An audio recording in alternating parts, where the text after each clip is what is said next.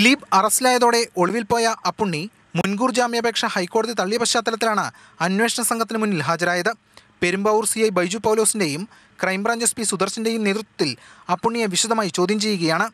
നടിയെ ആക്രമിച്ച സംഭവത്തിൽ ദിലീപ് നടത്തിയ ഗൂഢാലോചനയിൽ അപ്പുണ്ണി പങ്കാളിയായിരുന്നെന്നാണ് അന്വേഷണ സംഘം കരുതുന്നത്. ദിലീപിന് സുനിയുടെ കത്ത് കൈമാറാനെത്തിയ വിഷ്ണുവുമായി സന്ധി സംഭാഷണം നടത്തിയതും മറ്റും അപ്പുണ്ണിയായിരുന്നെന്ന് പോലീസ് പറയുന്നു.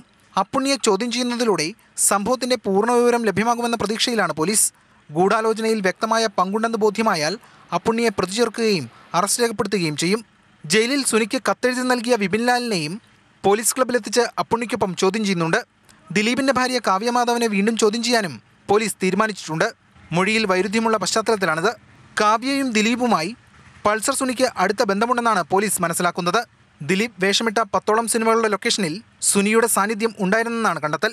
ഇനി ചോദ്യം ചെയ്യാനുള്ള സിനിമാ താരങ്ങൾ അടക്കമുള്ളവരുടെ പട്ടികയും അന്വേഷണ സംഘം തയ്യാറാക്കിയിട്ടുണ്ട്. അതിനിടെ രാവിലെ അപ്പുണ്ണിയുടെ സഹോദരനാണ് ആലുവ പോലീസ് ക്ലബ്ബിൽ ആദ്യം എത്തിയത്. മാധ്യമങ്ങളുടെ ശ്രദ്ധ സഹോദരനിലേക്ക് തിരിഞ്ഞതോടെ പിറകെ കാറിൽ അപ്പുണ്ണി വന്നിറങ്ങുകയായിരുന്നു. മാതൃഭൂമി ന്യൂസ്, കൊച്ചി.